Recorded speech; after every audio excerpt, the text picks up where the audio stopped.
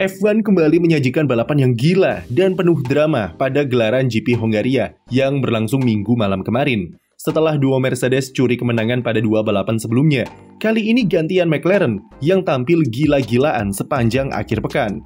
Oscar Piastri menjadi pembalap ketujuh yang mampu meraih kemenangan di F1 musim 2024. Pembalap Australia tersebut akhirnya meraih kemenangan perdananya di F1 yang sudah lama ia nantikan usai tampil apik di GP Hongaria. Piastri menjadi pembalap ke-6 yang meraih kemenangan pertamanya di F1 di sirkuit Hungaroring dan menjadi pembalap kelima yang mengibarkan bendera Australia di podium tertinggi. Hanya dalam waktu 1,5 tahun semenjak debut di F1 musim lalu, Piastri bisa langsung mendapatkan kemenangan, dan ini merupakan sebuah pernyataan tegas jika talentanya adalah salah satu yang sangat menjanjikan saat ini. Perkembangannya sangat pesat dalam hitungan bulan saja, dan mengingat rekan setimnya adalah pembalap sekaliber Lando Norris, bisa menyamai dan mengalahkannya merupakan sebuah prestasi tersendiri.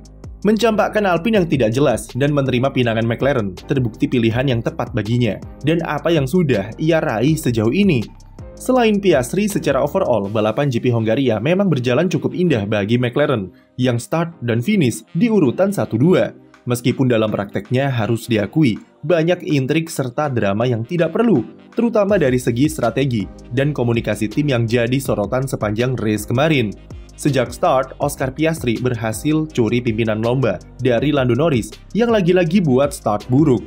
Norris sendiri sempat alami sedikit drama dengan Max Verstappen, di mana karena ia terkena sandwich karena manuver Piastri, itu membuat Verstappen terdorong keluar lintasan dan dimanfaatkan untuk mencuri posisi kedua dari pembalap Inggris tersebut.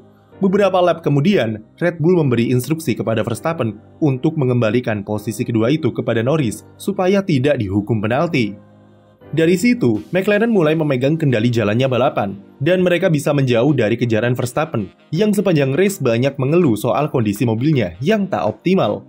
Permainan strategi mendominasi suguhan di fase-fase awal, sampai pertengahan balapan karena pembalap dipaksa untuk bermain manajemen ban dengan tingkat degradasi yang tinggi. Lewis Hamilton jadi pembalap pertama yang menabuh genderang pit stop di barisan depan dengan ganti dari medium ke hard. Karena strategi undercut di Hungaroring sangat kuat dan krusial, McLaren mau tidak mau harus segera bereaksi sebelum kecolongan oleh Red Bull. Lando Norris dan Oscar Piastri menyusul masuk pit setelah itu, di mana mereka bisa menjaga posisinya dari undercut Hamilton. Dari sini, sebenarnya strategi McLaren terlihat cukup oke, karena mereka bisa memanajemen gap antara kedua pembalapnya, dan tidak ada perbedaan strategi yang signifikan di antara kedua pembalap. Bahkan dengan Max Verstappen yang memutuskan golong dengan pace seperti itu, kemenangan sejatinya sudah ada di tangan McLaren sejak stint kedua mereka. Dinamika balapan mulai sedikit berubah ketika Oscar Piastri buat beberapa kesalahan di sektor kedua dan menyebabkan bannya melindas marbles atau serpihan karet di aspal. Itu menyebabkan ban Piastri kehilangan sejumlah grip dan performanya sedikit menurun, yang mengakibatkan gap dengan Norris jadi terpangkas dari 4 detik jadi 1,5 detik pada lap ke-36. Gap duo McLaren menjadi sangat dekat, dan ini memicu pertanyaan, yaitu siapakah pembalap yang akan diberi jatah pit stop terlebih dahulu. Pada lap ke-41, Lewis Hamilton dan Charles Leclerc masuk pit secara bersamaan untuk memulai pertarungan strategi di stint ketiga. McLaren memutuskan untuk stay out dan golong karena gap yang mereka miliki dengan pembalap di belakangnya cukup besar.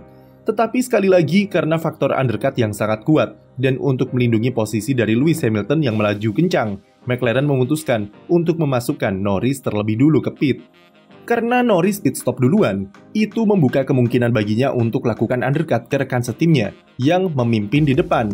Dan benar terjadi, ketika Oscar Piastri masuk pit, dia disalip begitu saja oleh undercut Norris.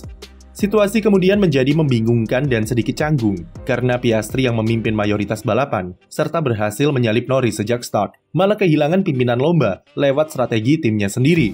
Tanpa pikir panjang, McLaren lewat radio memerintahkan Norris untuk segera mengembalikan posisi pertamanya kepada Piastri secepatnya. Norris yang tentu sangat ingin memenangkan balapan GP Hongaria demi menipiskan jarak poin dengan Verstappen di klasemen, pastinya mengalami pergolakan ego yang cukup pelik di pikirannya.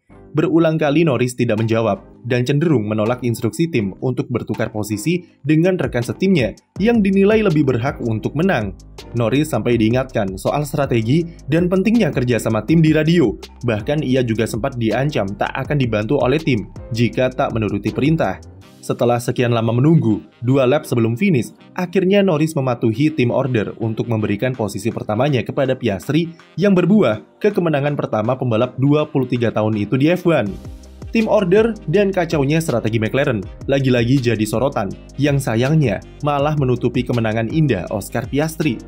Selebrasi keduanya meskipun nampak senang dan sumringah, tapi tak bisa dipungkiri kalau Piastri sedikit bingung bagaimana cara untuk merayakan kemenangannya setelah garis finish.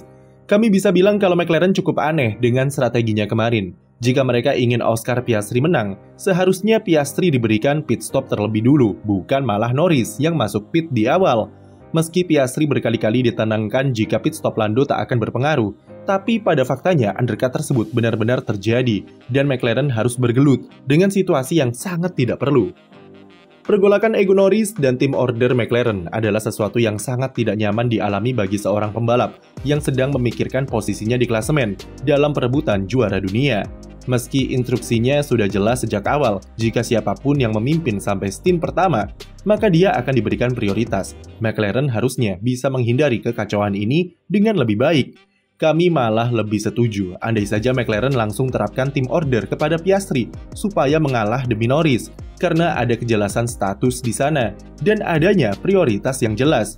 Tapi karena Norris dan McLaren punya standar moralitas sendiri, mereka ingin menang dan kalah bersama-sama tanpa ada intrik yang merusak keharmonisan tim.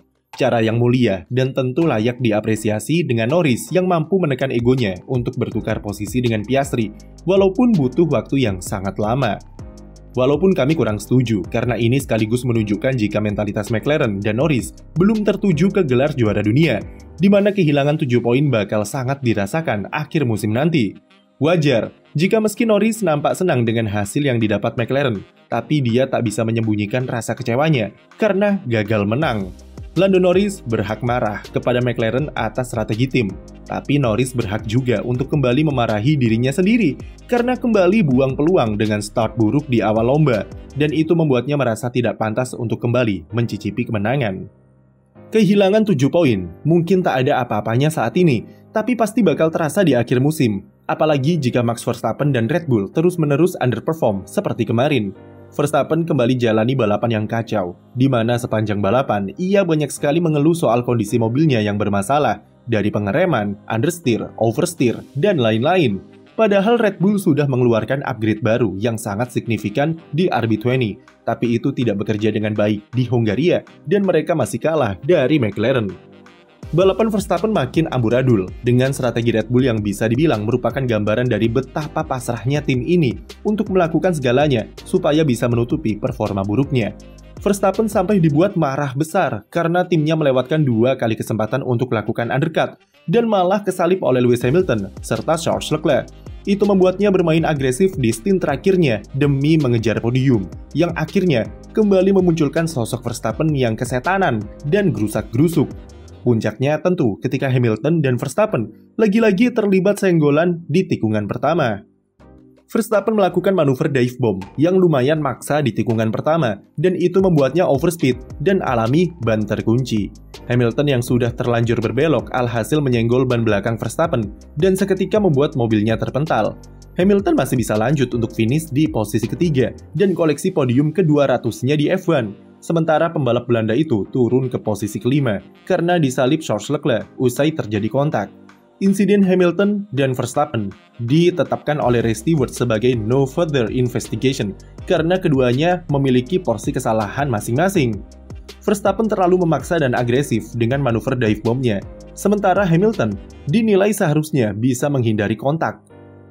Sementara Sergio Perez, meskipun dia lagi-lagi alami insiden yang membuatnya gagal lolos dari sesi Q1, tapi setidaknya saat race, pembalap Meksiko ini mampu finish di posisi ke-7 di depan George Russell yang sama-sama gagal lolos Q1 di kualifikasi. Di belakangnya ada Yuki Tsunoda yang berhasil bawa pulang 2 poin bagi Racing Bulls di Hongaria. Tsunoda di sesi Q3 sempat alami insiden yang cukup parah, di mana mobilnya terlempar ke dinding pembatas di exit tikungan kelima. Itu menyebabkannya alami beberapa memar di bagian punggung dan setelah race ia nampak berjalan pincang karena masih merasa sakit. Posisi poin terakhir dihuni oleh Lance Stroll yang seharusnya bisa finish lebih baik dari itu andaikan Aston Martin tidak memasang ban soft saat start balapan. Balapan GP Hongaria yang seru dan banyak kejadian random seperti mengembalikan gairah fans F1 yang haus akan drama serta duel-duel yang keras. Apalagi dengan 7 pemenang berbeda, tentu membuat GP Belgia akhir pekan nanti bakal sangat dinantikan. Apa momen favorit kalian di balapan malam kemarin? Tulis di komentar dan jangan lupa beri like dan subscribe untuk konten F1 lainnya.